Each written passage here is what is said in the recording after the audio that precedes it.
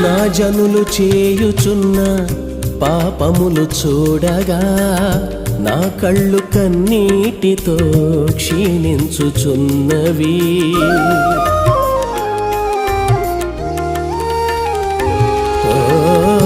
నా జనులు చేయుచున్న పాపములు చూడగా నా కళ్ళు కన్నీటితో క్షీణించుచున్నవి.